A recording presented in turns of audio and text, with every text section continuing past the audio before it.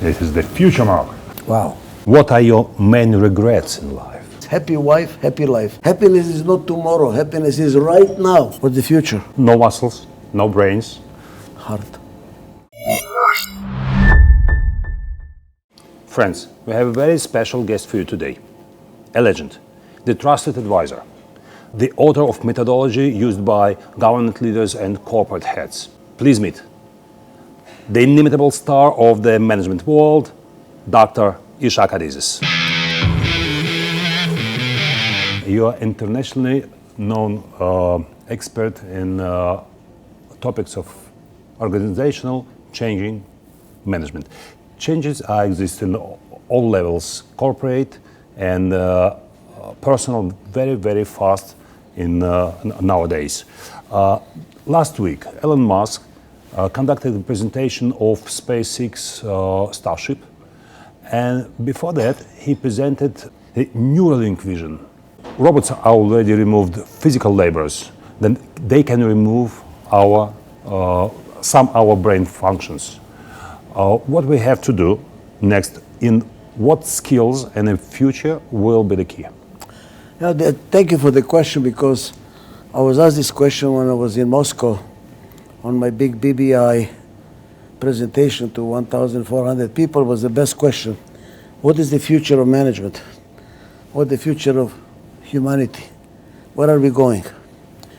And I thought along the lines that you said, if you look at the history of civilization, in the beginning we were chimpanzees, and then we were collecting fruit from the trees, we were nomadic, then we settled, grew wheat, then the beginning of the industrial society.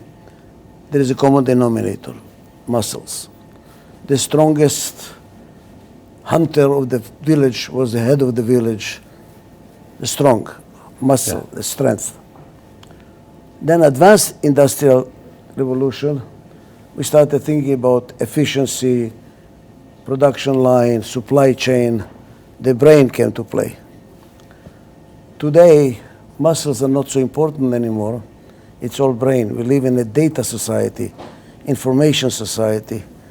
If you look at Uber, the biggest taxi company in the world does not own one taxi.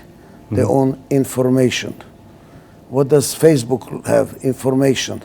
What does Amazon have? The strength, information. We live in information society, brain. Now, with Elon Musk and artificial intelligence,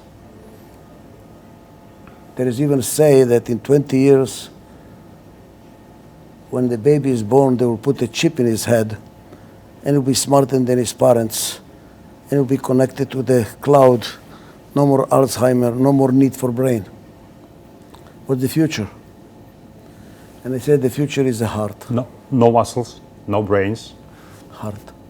Heart. You cannot replace the heart. Why heart? We are going through a very rapid rate of change, never repeated in the history of civilization. Tremendous rapid change. When you have a rapid change, whenever you have change, there is disintegration. Why? Because everything is a system, and every system is composed of subsystems, and the subsystems do not change at the same speed. Take a company, and that's what Elon Musk has a problem, is marketing changes very fast. Change the product, change the product. Sales takes a little bit time. Production, takes more time. Accounting, you should live long enough. It takes a long time. As the subsystems do not change at the same speed, it creates problems. That's why I had the problem with Tesla. He was selling more than he could produce. Boom, a problem. He almost lost the company. So, whenever there is change, there is disintegration. What's the solution? Integration. What is integration? Heart. We have to start managing more with the heart. And what does it mean? In my judgment, the future company that will be successful is the one who knows how to manage with love. Do you love your clients? Really love, not exploit them. How we can take money out of them. Really care. Like I use this example, I saw a restaurant that has a big sign on the wall. We will not feed you food we don't give our children. Okay. How many restaurants make it very tasty, but it's not good for you? They will not give it to their children. Do you really love your employees? Really care? Do you really care for the product? The success of Apple was Steve Jobs was crazy about the computer, the beautiful, well-operating computer. He loved the product. He loved the customer. Tell me how much love is in your life and I'll tell you how young you are. People that hate look old. People that love look young. So what will keep the company long life is not the brain anymore. It's going to be love. And that brings me to the shirt you have. Open the shirt. Do you see that? Yes. Let me tell you what that is for me. For thousands of years, we were living in a masculine society. Masculine society. The future is heart integration. Which finger integrates? Not this. This. That's the one that makes all the fingers come together. Feminine energy. I remember your metaphoric story about what is the leader's role in an organization to keep all fingers in. So this is now the future. I believe feminine energy is the future. But energy alone is not good. We will be all happy, go nowhere. The future is together. That is the sign. This is the future, Mark. The future. Masculine, feminine energy working together, which means we go forward together. Not forward, as I say, and not forward as long as you all agree. Forward together. That's the future of management. That's the future of leadership. That's the future of our civilization.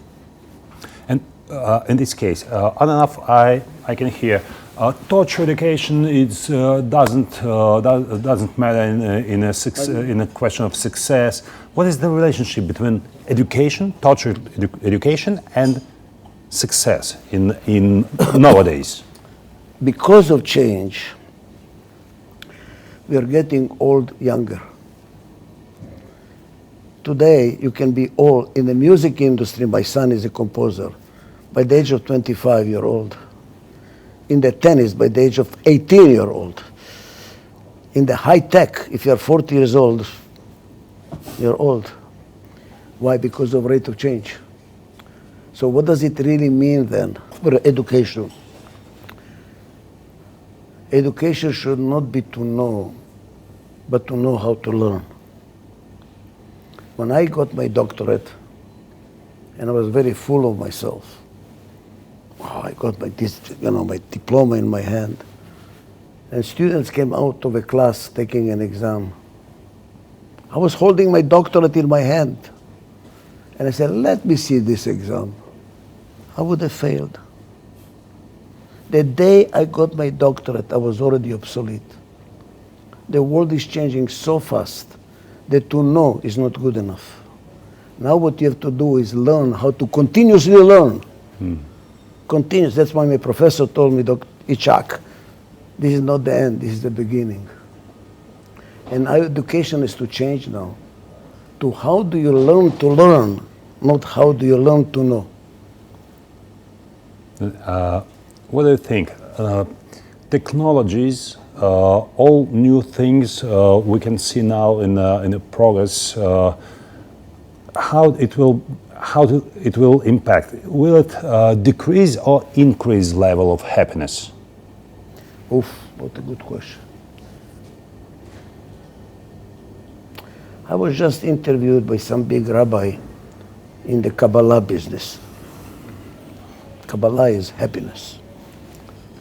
And now it was the same question, so I'm interested in what you think. We all want to be happy. Good, but what does it mean to be happy? What makes you happy? That's a question. Just to say, I want to be happy, if you don't know what to do, it's an empty word, right? I'm saying is, for me, it's integration of something else. When what is going on, what you want to be going on, and what you believe should be going on is one and the same. This is called mine. A little child, one of the first words he says is the word mine. What is this mine business? What is mine? It's not proprietary. It doesn't know the difference between is, want, and should. And what happens as we grow up, they split, and now becoming unhappy. What is going on, you don't want to be going on. What you want to be going on should not be going on, and what should be going on is not going on, unhappy. How to bring them together? Big job. Sorry? Because big job, because of change. What is going on is changing. What should be going on, I don't know anymore. Everything is changing. What do I want? I don't know anymore. You go to psychiatrist, psychologist, doctor. Do I really want it or I don't want it? What do I really want? I don't. Look, the more higher the rate of change, the more psychiatrists, the more psychologists. Beverly Hills is full with psychologists because people are confused, unhappy. 3 cars in the garage, Rolls Royce, everything, unhappy because of rate of change. So what do we do? Here's what I think we do. Back to love. I believe everything we do, Radislav, I believe. The lectures you give, the studies you do, everything you do is to get love and give love. If you don't have love in your life, you are miserable. We are all miserable. All you need is happy wife, happy life. Unhappy wife, unhappy life. True? Because you need the love. You need love of your children, you need love of your neighbors. Love. What is love?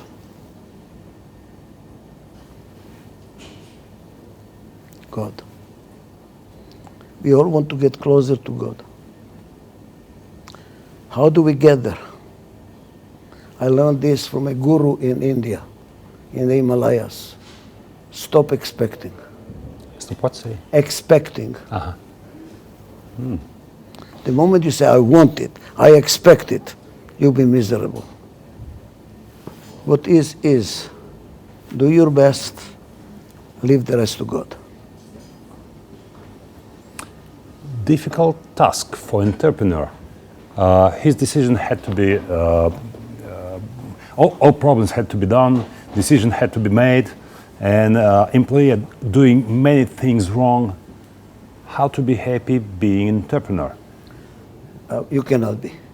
I believe the entrepreneurs, if they're happy, they're not entrepreneurs. They get their entrepreneurship by seeing something wrong all the time. A good entrepreneur always finds something wrong. He has to improve, he has to change, he has to do something different. He's a very unhappy person. Being happy is not easy.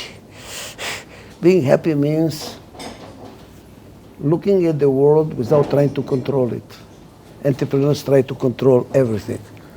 They try to control the family. You know, I saw you. Anyway, so they try to control everything because they're unhappy by nature. Because everything needs to be changed. Everything has to be improved. Everything has to be different. They always look for what's wrong, never look for what's right. We started with the future and management, and we moved to the question of happiness. One of my last books is about life balance and happiness, and I'm interested. It's interesting for me how successful people define happiness. What is their conception? What is your definition? You know, a rich guy was walking down the street and he saw a poor guy, homeless guy. Poor guy, not homeless. And he kind of arrogant said, you know, you don't have what I have. And the poor guy says, I have what you don't have. What is it? Enough. Mm-hmm. Enough. I think the secret of happiness is to say, Enough. If the Jewish sages say, who is happy? Who is happy with what he has? Because there is never end to what else you want. Never. I have a client who is a very, very big billionaire. His company is about $12.5 billion. And he's still fighting the next, the next company. The next, he's going to buy another one. And says, you already have a yacht in the Mediterranean. You have a yacht in the Atlantic. You have a house in everywhere in the world. What change will make if you make another $1 billion? Says nothing. So why are you doing it? It's like climbing a mountain. There is another mountain to climb. You will never be happy. When you say what I have is good enough, it doesn't mean I stop. Doesn't it a conflict between... Happiness is not a destination, Radislav. Happiness is a condition of your journey. If you make happiness a destination, it always moves. It's like a horizon. You get closer, the horizon moves. You get closer, it's a Brazilian song. The horizon does not exist. You always move, the horizon moves. You will always be unhappy. It is a condition of your journey. I'm happy where I am. There is a horizon. I'm moving there, but I'm happy where I am. Not I will be happy because when I get there. Happiness is not tomorrow. Happiness is right now. But isn't it the reason being successful? Not enough now? Do something Again, else? success is not a destination. Look, I take myself. Isn't the conflict between success? I personal. I'm unhappy that I'm not a bestseller in America. I'm bestseller in Russia, in many countries, not in America. So I should be miserable, right? Yeah. I'm not. It's You're happy with it. It's not up to me. I really believe it's up to God. It's up to conditions. America, everybody is a guru. Anybody can speak fast is a guru. We have more gurus there in management than we have trees. Very difficult. Everybody is a guru. They make a book, bestseller, 1 minute manager. In 1 minute, how to be a best manager. This is bullshit, 1 minute, how to be the best of the best. So, I write my book for myself. If they read it, good. If they don't read it, fine.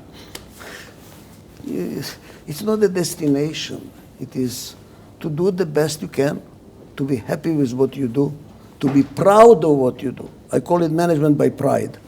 Are you proud of what you do? Yes. The rest of it is bullshit. You're very famous in Russia. Many people know your books and Adizes Insights. We're reading that. And when I asked my subscribers, if you were me, what would you ask Dr. Adizes? And now several questions from my subscribers, okay? Good, sure. Most they are personal. First of them, Dr. Adizes, what are the secrets of your success? My miserable childhood. Really? Well, I didn't have a good childhood, Second World War, and being Jewish was not easy. I was in a concentration camp. Then, being anti-Semitically attacked at school all the time. Then being a newcomer to Israel and I don't speak the language and I'm foreigner and I'm always isolated. And because of that, trying to prove that I'm worthy. That's it. Are the difficulties condition of success, of being successful? Bad things can turn to be good if you make them good. What my kids have to do, they're good. They live in comfortable conditions. I pay for their learning in good schools and so on. How they can get the success in this case? There are no difficulties in their life. I try to avoid all difficulties, all problems. Sure, for them. No, that's not. What to do? What can help them being successful? I can attack them in my home. Somebody did a very interesting research. When a butterfly was coming out of a cocoon, struggling to come out, and he helped it come out. The butterfly died. The struggling to come out of the cocoon gives you strength to fly. If you help it too much, it will not fly. Don't be so protective. Let them fall to learn. And I have successful children, thanks God. I say, are you proud? Are you proud of what you do? Did you do your best? I did my best and I got a very bad grade. Fine. You did your best. You really did your best. Ask yourself. You are the secret of success, not outside there. Are you doing your best? I have books which I'm very proud of, which are not bestsellers. I'm still proud of them because I did my best. After that, so the way I believe to make them successful is to make them comfortable in their skin, which means I'm doing my best. I'm doing my best. I'm happy with myself. I don't wait for somebody else to tell me I'm successful. I'm happy with myself. Comfortable with myself. That's what the children have to learn, how to be comfortable with themselves. By the way, you are very busy all your life. And what did you do to help your son? As we know, he's a successful composer. Yeah. How did you help? Or you did nothing? No, I'm trying to do exactly what I told you now, because he wants to be a very famous artist. And I tell him, the goal is not how many people are going to come to your program. Are you happy with the music you write? Are you happy with the music? But nobody knows about it, okay? Are you happy with doing your promotion? I'm doing my best with the promotion, okay? If you're doing your best promotion, best music, it's not happening. Maybe it should not be happening. I think when people try to control, they're trying to play the role of God. Even God does not control the world. Listen to me. We learned this already early in the Bible. And I'm not a religious man. I just look at it as a philosophy. He brought 40 days of rain, a flood, and killed everybody except Noah in the ark. And then after 40 days, God said, this is not going to work. I cannot make them righteous. If God is so powerful, why does it make you saint? He cannot. It's up to you. He cannot. Even God admits he's not that powerful. And to remind himself to stop the rain, he brings a rainbow to remind himself. God is even forgetful. He's very human. So all these people say, I must be successful no matter what. I'm going to start a war. I'm going to conquer the world. I'm going to kill millions of people. Who are you?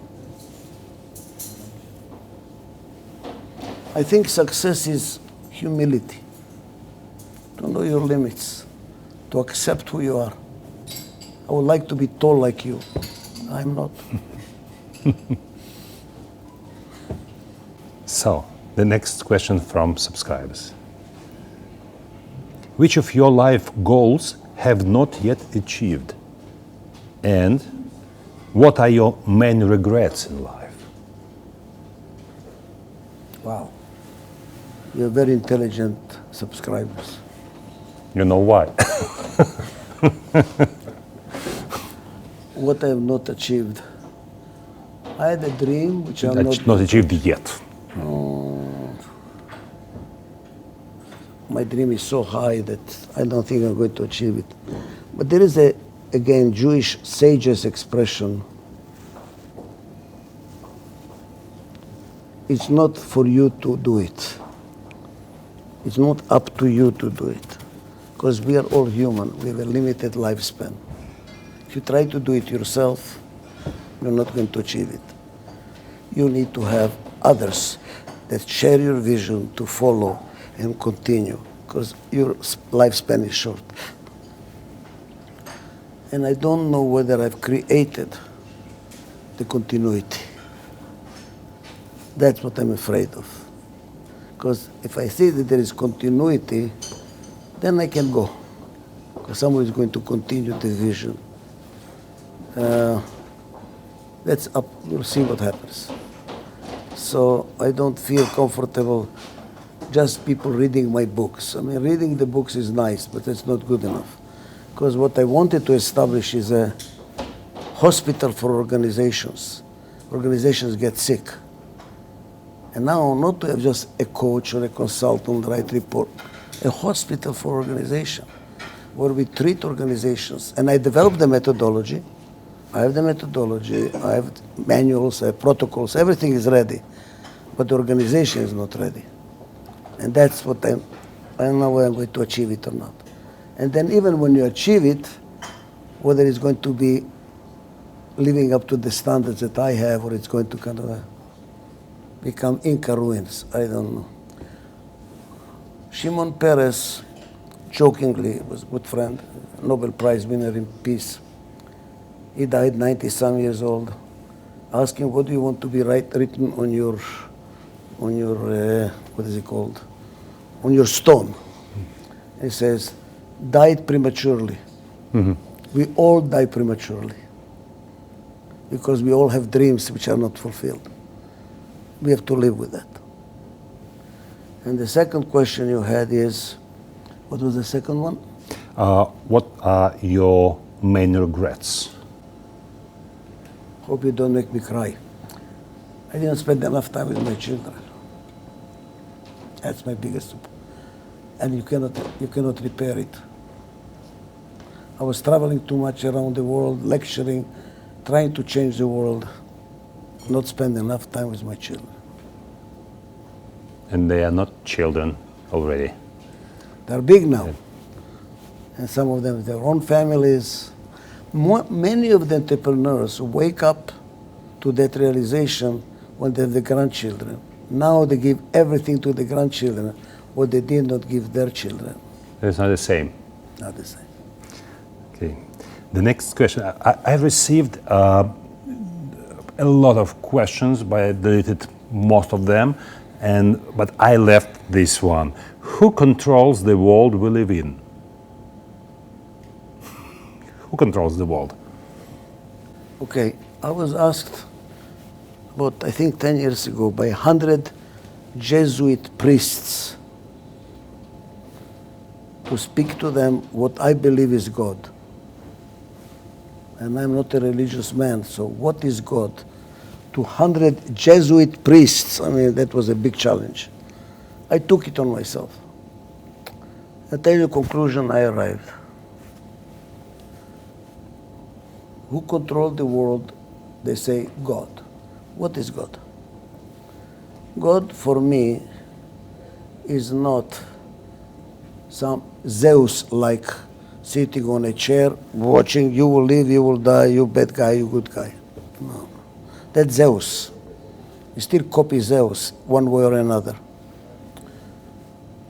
I believe God is an operating system, is an algorithm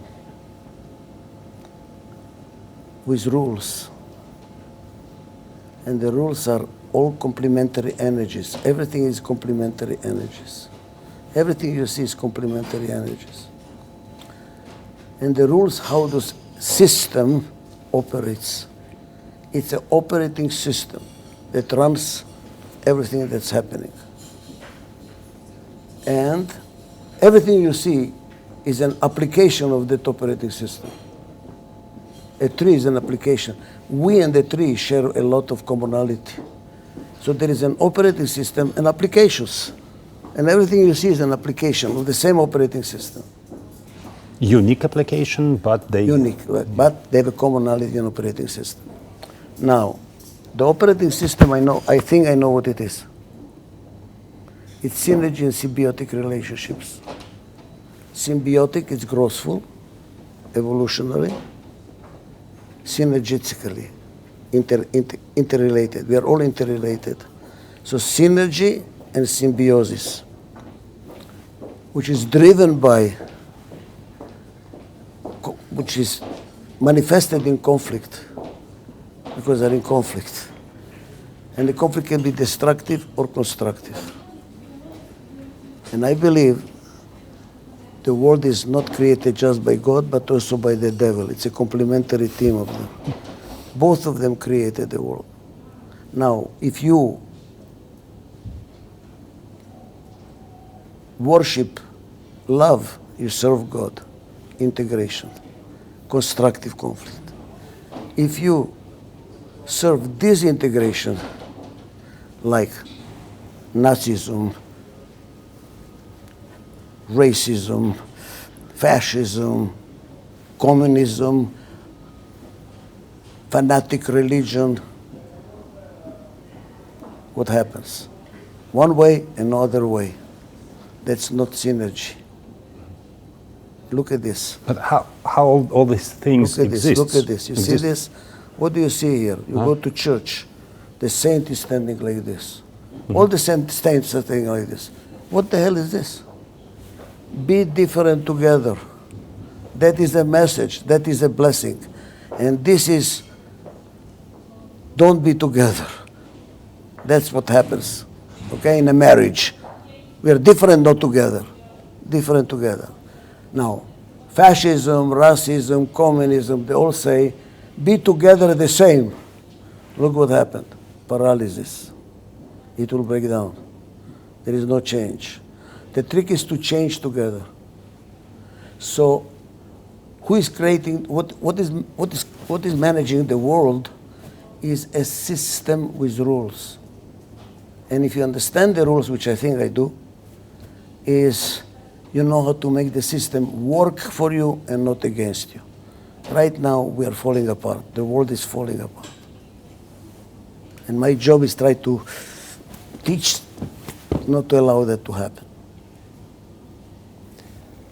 And jumping from these global questions to the practical question of business, the next question is, there are many entrepreneurship and startups are hyped now. It's, many people are thinking to start their own business. And when is better to start? To save money, to become married, to have experience as employee in a big company, to have to get a high level education, or to start right here, right now, without money, without knowledge, and so on, to start as soon as possible. Which strategy will be better? You're missing the most important ingredient. The most important ingredient you're missing. Start it when you cannot help it. You cannot help it. You're in love with what you want to do. An entrepreneur that wants to make money and does not love what he's doing, he will fail. You need to be passionate about what you do. You are so much in love, you can't help it. For me, successful business is passion.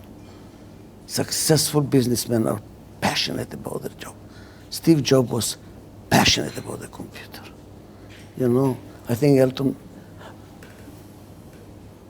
Elon Musk is passionate about what he does. Passionate, he's divorced, he's passionate. So don't wait. And the passion is not, I will be passionate tomorrow. No, no, no. Whenever you're passionate about something, go and do it. If you're not passionate about it, I'm preparing myself to be passionate. No. And I think education can be even not good for you. Look at the top entrepreneurs that didn't finish school. Because when you go to school, they teach you so much that you're afraid to make any move because you know too much.